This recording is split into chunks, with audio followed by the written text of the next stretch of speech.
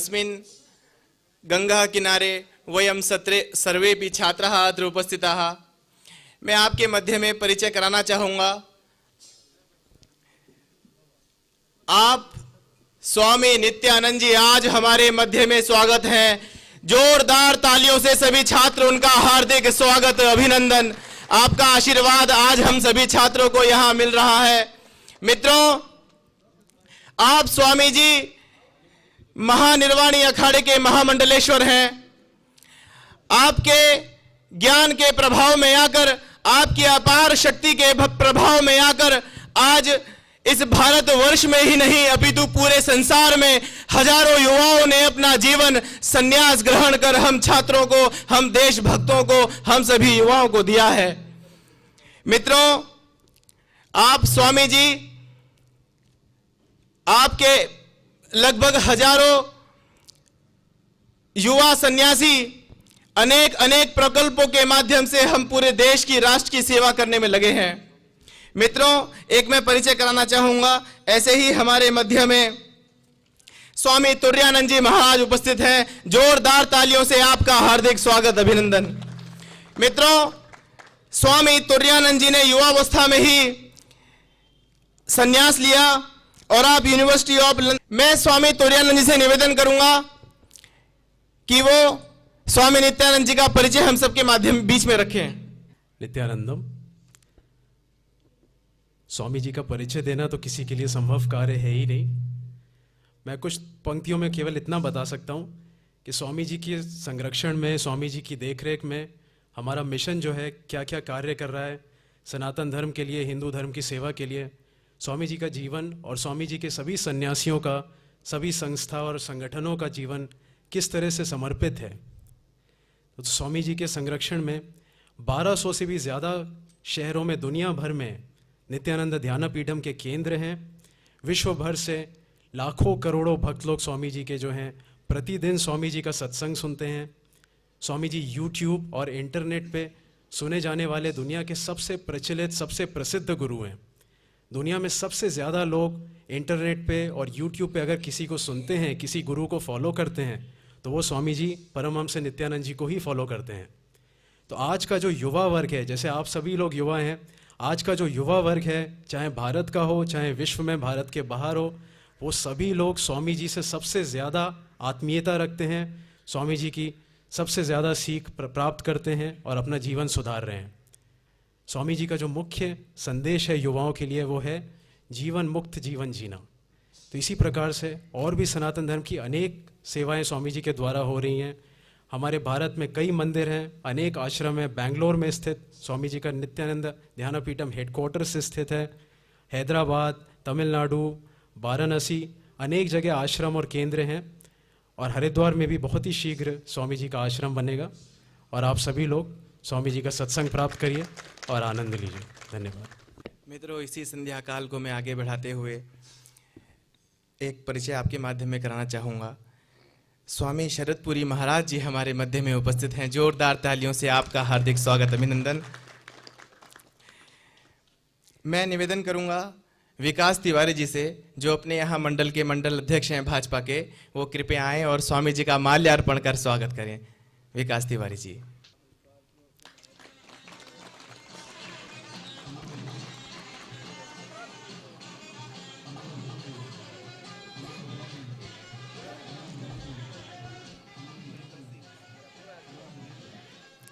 अस्मिन् क्रमे अहम् आह्वानं करोमि। संजय चौहान जी अस्माकं मध्ये उपस्थिताः सन्ति। ते कृपया आगच्छतु, वन्दन् माल्यार्पण कृत्वा स्वामी महोदयानां स्वागतं कुर्वन्तु। संजय चौहान जी। मित्रों, अस्मिन् क्रमे एव अस्माकं मध्ये प्रेम शंकर जी मंडल उपाध्यक्ष ये अत्र उपस्थिताः सन्ति। ते कृपया अत्र आगत्वा स्वामी महोदयस्य माल्यार्पणकर स्वागत कुर्वन्ति। सदाशिव समारंभां शंकराचार्य मध्यमाम् अस्मदाचार्य पर्यन्तां वन्दे गुरु परंपराम्।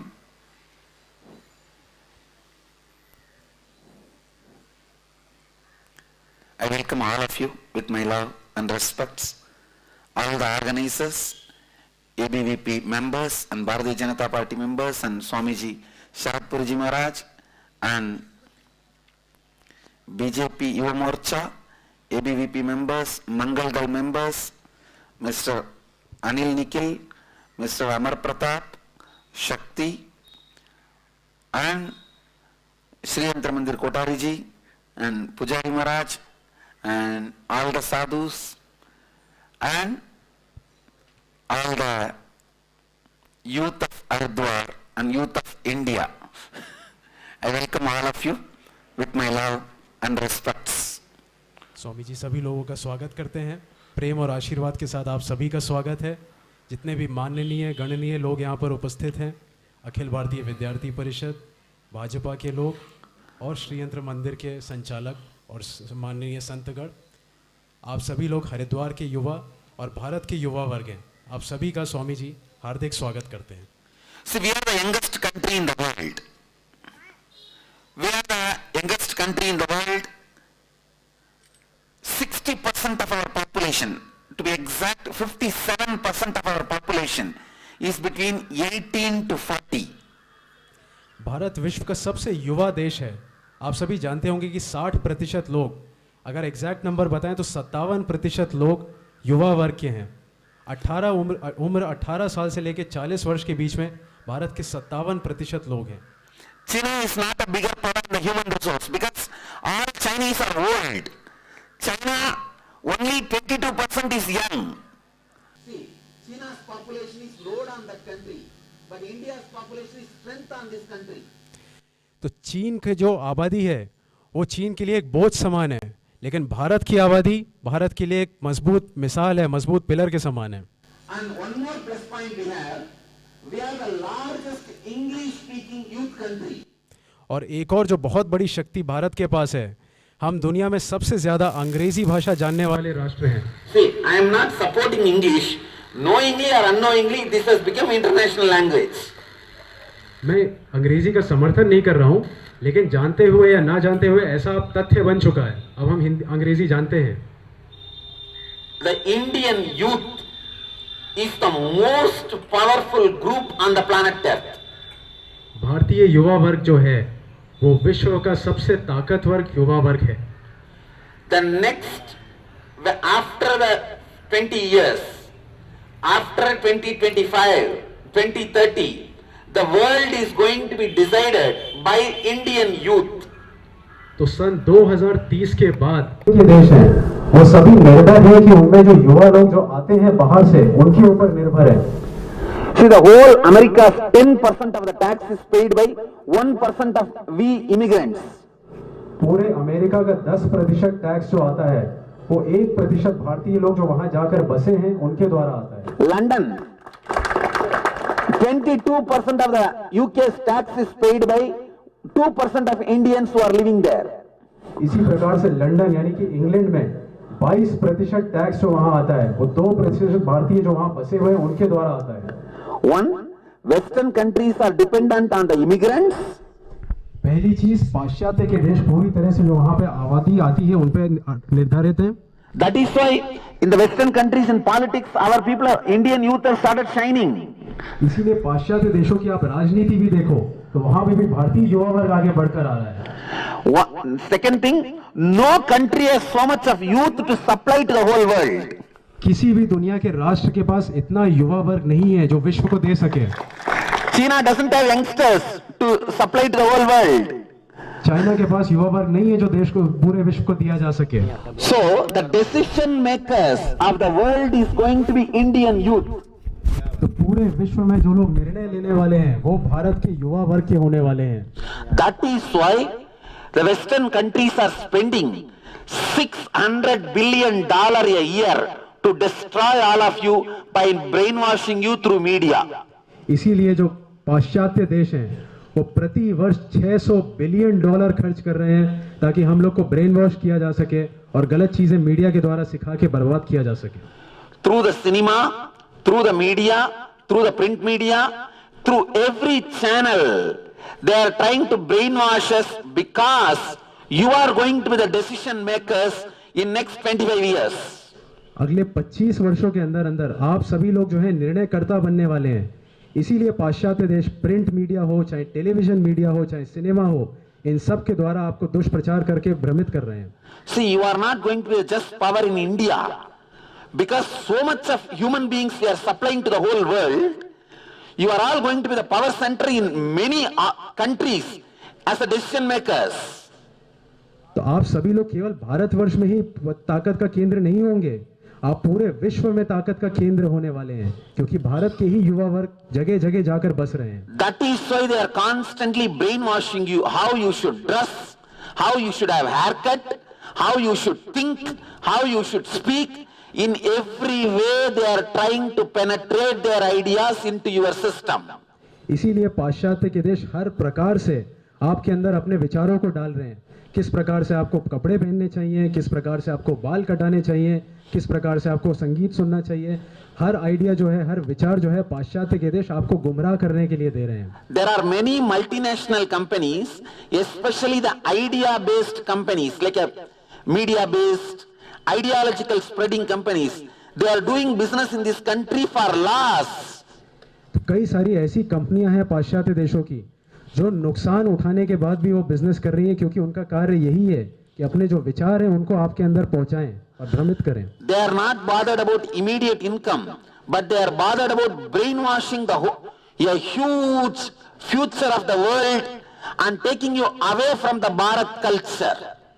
इन कंपनियों का उद्देश्य ये नहीं है कि वो प्रॉफिट कमाएं या वो लाभ कमाएं, इनका उद्देश्य है कि आपको पूरी तरह से ब्रेन वॉश कर दें और जो भारतीय संस्कृति है उससे दूर ले जाएं।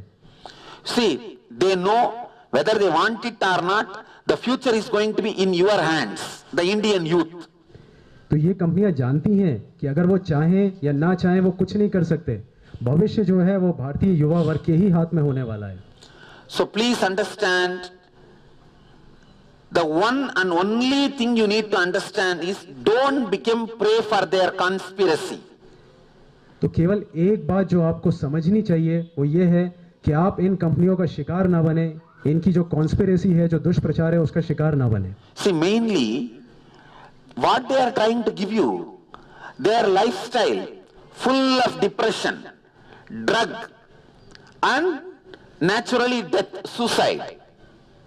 ये कंपनियां आपको क्या दे रही हैं? अगर आप देखें तो ये आपको अपनी जीवन शैली देना चाह रही हैं, और उनकी जीवन शैली किस पर आधारित है? डिप्रेशन, ड्रग्स, और उससे क्या होता है? आत्महत्या। See, in US, 66% of the population takes every day some or other psychiatric drug. America की बात करें तो वहां पे 66% जो उनकी आबादी है वो प्रतिदिन कोई ना कोई प्रकार का ड्रग अवश्य लेती है। See, from morning waking up to night sleeping, they have to take some drug, psychiatric pill. Only then they can sleep. That kind of population, 66%. तो 66% अमेरिका की आबादी ऐसी हो चुकी है कि सुबह से लेकर रात के बीच में उनको किसी न किसी एक प्रकार का मनोवैज्ञानिक ड्रग यानी कि दवा लेने की आवश्यकता जरूरी हो चुकी है। They are only a 400-year-old civilization. ये केवल 400 साल पुरानी सभ्यता है। And already it is collapsing. The amount of depression, the amount of addiction, the whole civilization is collapsing. और इतने कम समय में ही पूरा जो सभ्यता है, पूरा सिविलाइजेशन वो ऑलरेडी टूटने की कगार पर आ चुका है। डिप्रेशन हो चाहे को, उन सब चीजों के कारण वो पहले से ही टूट रहे हैं। अब When I see, we bought a property in Los Angeles, to build an ashram. That street was named as a historic route. I asked why. They said, "Oh, this road is 90 years old, so it is historic road." तो हमने Los Angeles में एक property ली थी आश्रम बनाने के लिए।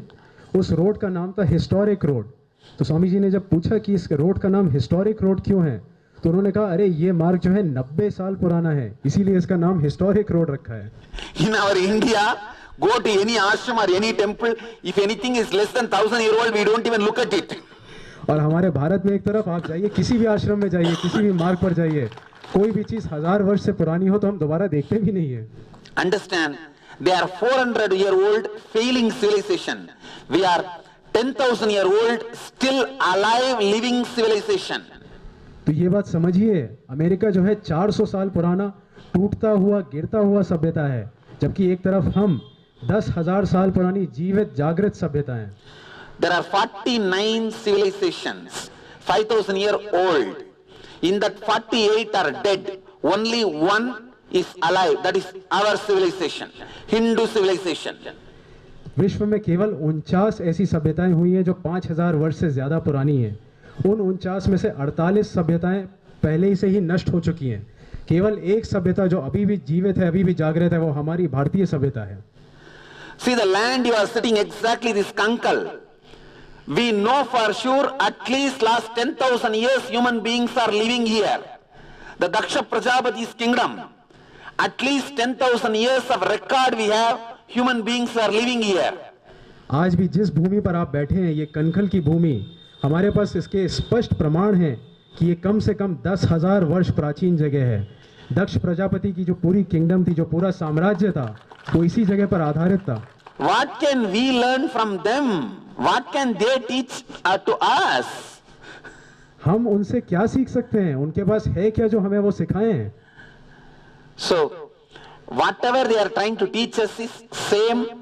If we learn their mental setup, we will get the same death, drug and depression, 3D. तो अगर हम उनके द्वारा सिखाई जाने वाली चीजें सीखेंगे तो हमें भी वही मिलेगा जो उनके पास है, यानी कि ड्रग्स, डिप्रेशन, अवसाद और death, 3D. See that only one statement, what I want to tell you all, remember, get modernized, don't get westernized. तो मैं केवल एक आपको महत्वपूर्ण तथ्य बताना चाहता हूं जो आपको याद रखना चाहिए। आप मॉडर्नाइज्ड होइए, लेकिन वेस्टर्नाइज्ड ना होइए। Get modernized, nothing wrong. Get all the gadgets, use all the technology, but don't get westernized. Let your thinking pattern be based on our tattvas, our darshanas, our Advaita, our Sankhya, our Hindu spiritual principles. तो modernise बनने में कोई भी नुकसान नहीं है। आप सारे लेटेस्ट गैजेट्स हैं, टेक्नोलॉजी है, उसका प्रयोग करिए, लेकिन जो आपकी थिंकिंग है, जो आपके विचार हैं, सोचने की शक्ति है, उनको भारतीय शास्त्रों, भारतीय दर्शन, सांख्य और इन सब पर ही आधारित रखिए। See, I am moving around with all types of people, all types of civilization. I am seeing human beings very closely. They come to me opening up their problems, asking for solution. I know the minds of the human beings. मैं विश्व में सब जगह भ्रमण करता हूँ। हर प्रकार की संस्कृति के लोग मेरे पास आते हैं। वो मेरे पास आते हैं, मुझसे सॉल्यूशंस पूछते हैं, मुझसे प्रमाण मांगते हैं। तो उन सब से इतने नजदीक से मैं बात करता हूँ, इसलिए मुझे उनका माइंडसेट पता है। I am not speaking out of ego or arrogance. मैं ये किसी भी अहंकार या किसी भी और दुष्प्रभाव के कारण नहीं बोल रहा हूँ। I am telling you the truth. मैं आपको स्पष्ट सत्य बता रहा हूँ। See, when a Westerner falls into depression, fails in his life, even a small failure, he does not have a stick to stand up to recoup himself or heal himself. जब पाश्चात्य देशों का कोई भी नागरिक अगर डिप्रेशन में, अवसाद में पड़ जाता है, तो उसके पास ऐसा कोई भी समाधान नहीं है जिस पर वो खड़ा होकर पुनः उठ सके। But even our ordinary village farmer, if he fails in some effort in the life or if he falls in depression, he will have something. Oh, Rama is there, Krishna is there, world is Maya, it's okay. He will have some good ideas to heal himself and recoup and start running his life. और दूसरी तरफ हमारे देश में एक गरीब जो किसान है, गांव का किसान, वो भी अगर डिप्रेशन में या अवसाद में पड़ जाता है तो उसके पास कोई ना कोई उपाय रहता है वापस आने के लिए। राम का नाम लेकर, कृष्ण का नाम लेकर, ये विचार रखकर कि वो जगत तो पूरा माया है, इन सब विचारों के द्वारा वो पुनः उठ के खड़ा हो सकता है। See, we have our Hindu identity, our tattvas, our shastras, our spiritual scriptures, they are built on self-healing mental pattern. तो हमारे जो शास्त्र हैं, हमारे जो तत्व हैं, जो ज्ञान है हमारा, वो सभी जो है वो सेल्फ हीलिंग यानी अपने आप अपनी चिकित्सा उनके द्वारा कर सकते हैं, इस पर आधारित है। I tell you, they may be having big roads, huge dams, amazing cars, helicopters, airports, flights, they may have everything, but people are depressed. What is the use? तो मैं आपको बता सकता हूँ कि पाश्चात्य देशों के पास बड़ी बड़ी चीज़ें हो सकती हैं, बड़े बड़े डैम हो सकते हैं, फ्लाइट्स हो सकती हैं, कारें हो सकती हैं, इमारतें हो सकती हैं, लेकिन जो वहाँ के लोग हैं वो सभी डिप्रेशन में हैं, तो उसका क्या लाभ? Recently, in the global recession, 9 out of 10, 90% Americans were depressed about the global recession. In India, 9 out of 10, 90% of Indians did not even know global recession is going on. तो अभी हाल ही में जब फाइनेंशियल रिसेशन हुआ था दुनिया में, तो America में 90% लोग जो हैं वहाँ के वो डिप्रेस थे क्योंकि वहाँ पे रिसेशन चल रहा था। लेकिन भारत में जब पूछा गया तो यहाँ 10 में से 9 लोगों को ये पता ही नहीं था कि रिसेशन है क्या, वो सभी प्रसन्न थे। See, only one thing, don't swallow the poison of Western lifestyle. केवल एक ही बात, जो पाश्चात्य देश हैं उनकी जीवन शैली का जो विष है उसको आप मत निगलिए। If we swallow the lifestyle of the Western lifestyle, depression, addiction and death, these three is only our future. अगर हम पाश्चात्य जीवन शैली को अपना लेते हैं तो केवल 3 ही चीजें हमें प्राप्त होंगी, डिप्रेशन, एडिक्शन और death. Especially the city youth of India, who already swallowed the poison of westernization, they are suffering with all these three. खासकर भारत का युवा वर्ग जो शहरों में रहता है वो पहले से ये जीवन शैली अपनाने लगा है और उनको यही 3 चीजें प्राप्त हो रही हैं। You should know, in the whole India, diagnosed, undiagnosed, recorded, unrecorded, psychiatric disease is only 0.6%, less than 1%. तो आपको पता होना चाहिए कि भारत में जितनी भी साइकियाट्रिक यानी कि मनोवैज्ञानिक जो बीमारियां हैं वो रिकॉर्डेड और अनरिकॉर्डेड सब कुछ मिलाकर केवल 0.6%, 1% से भी कम है। In that 0.6, 0.5 is the modern youth, the city youth. उस 0.6% में से आधा प्रतिशत केवल शहर का युवा वर्ग है। So much of youth suicide is happening in the so-called educated youth, among the educated youth in the cities, because they get educated, get westernized, but do not know how to handle life. तो शहरों का जो युवा वर्ग है वो westernise हो जाते हैं और उसी तरह की जीवन शैली अपना लेते हैं, लेकिन उनको पता नहीं है कि आगे किस तरह से जीना है, और इसी कारण से ही आत्महत्या का जो दर है उनमें इतना अधिक है। See, our Indian mental setup is always based on delayed gratification.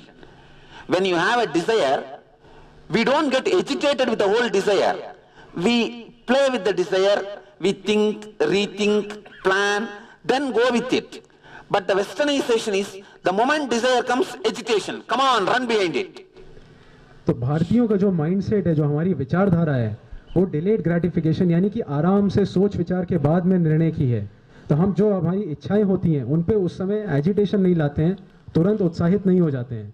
जबकि पाश्चात्य के जो देश हैं उनमें अगर इच्छाएं जागृत होती हैं तो वो उसी समय एजिटेट हो जाते हैं, वो उनमें अत्यंत उत्साह आ जाता है और इसी कारण से वो डिप्रेशन में चले जाते हैं। See, I am not saying desires are wrong.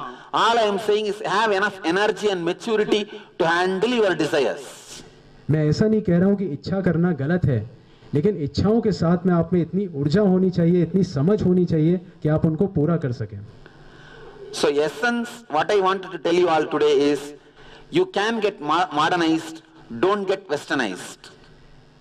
आज जो मैं आपको संदेश देना चाहता हूँ उसका सार यही है कि आप सभी लोग मॉडर्नाइज्ड होइए, लेकिन वेस्टर्नाइज्ड मत होइए। So, just like how you study in your life to be an engineer, to be a doctor, to be a lawyer, whatever you want to do in your life, in your profession, how you are studying, same way, to live your life, study at least few months in your life. तो जिस प्रकार से आप अपने कार्य के लिए engineering है या डॉक्टरी है उस तरह की पढ़ाई करते हैं, उसी तरह कम से कम कुछ माह ऐसे रखिए कि जीवन के बारे में भी You study 6 years. To become an engineer, you study 4 years. To become a lawyer, you study 5 years. To live your life, at least study 3 months. तो डॉक्टर बनने के लिए आप 6 वर्ष की पढ़ाई करते हैं, इंजीनियर बनने के लिए 4 वर्ष की पढ़ाई करते हैं, इसी प्रकार लॉयर बनने के लिए पढ़ाई करते हैं 5 वर्ष की। तो कम से कम अपना जीवन किस प्रकार से जीना है, इसके लिए 3 महीने की पढ़ाई आपको भी करनी चाहिए। We are offering a course in our university. We have a university in US. Through that university, we are offering a course, just 3 months course, to make decisions in the life, to have emotional quotient and spiritual quotient. हमारी एक university है जो US में है, तो उस university के द्वारा हम एक 3 महीने का कोर्स ऑफर कर रहे हैं युवा वर्ग के लिए और सभी के लिए कि किस प्रकार से जीवन को जीना चाहिए, जीवन में क्या क्या पद्धतियाँ आपके कार्य आएंगी, वो सब सीख सकें आप। For Indians, we are giving the program completely free, including the food, stay, the clothes and the education syllabus and the whole 3 months class. We are giving completely free for Indian youth. Bharatiya Yuva वर्ग के लिए ये course जो है पूरी तरह से निशुल्क है। उनका रहना, खाना, वस्त्र आदि जितनी भी जिम्मेदारियां हैं वो सारी की सारी निशुल्क संस्था की तरफ से हैं। You see, we are offering this program specially because the Indian youth, they are getting all the resources now in their hand, but they are not knowing how to live their life blissfully. तो हम ये course इसलिए कर रहे हैं क्योंकि आज का जो भारतीय युवा वर्ग है उसके पास सारे संसाधन हैं, सारे रिसोर्सेस हैं, लेकिन उसको ये नहीं पता है कि किस प्रकार अपना जीवन आनंद के साथ बिताया जा सके। This whole 3 months is all about emotional balancing. तो ये 3 महीने पूरे के पूरे इसीलिए कि आप किस तरह अपना इमोशनल बैलेंस रख सकें। Emotional balancing and decision making. Emotional balance और साथ में निर्णय लेने की क्षमता। See, in whatever field you want to excel, you need emotional balance and decision making. तो किसी भी क्षेत्र में अगर आप आगे बढ़ना चाहें तो ये दो आपको चाहिए ही। आप मानसिक रूप से सुदृढ़ हो और निर्णय लेने में सक्षम हो। If you are an Indian citizen, if you show the proof that you are an Indian citizen by voter ID or something, this 3-month course is free for you. तो अगर आप भारत के नागरिक हैं, अगर आपके पास वोटर्स आईडी या कोई भी ऐसा आईडी है जिससे आप दिखा सकें आप भारतीय नागरिक हैं, तो ये कोर्स आपके लिए पूरी तरह से निःशुल्क है।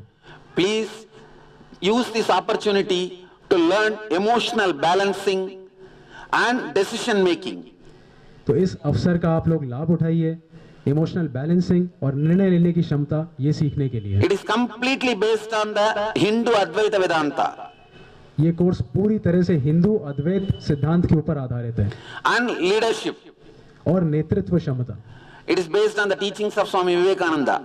इसमें स्वामी विवेकानंद की शिक्षाएं भी हैं। You can become a doctor, engineer or a politician or a leader in any field. This course will teach you how to be a leader successfully.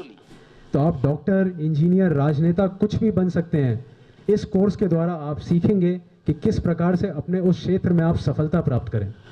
Mainly I am working among the Indian youth to raise themselves to a higher state of consciousness and not to become a victim of the Western conspiracy. मैं मुख्य रूप से भारत के युवा वर्ग के साथ कार्य कर रहा हूं ताकि उनकी जो चेतनता है उसको उच्च स्तर तक उठा सकूं और वो पाश्चात्य संस्कृति के शिकार ना बने। So I request all of you and I conclude my message with this one statement: get modernized but don't get westernized.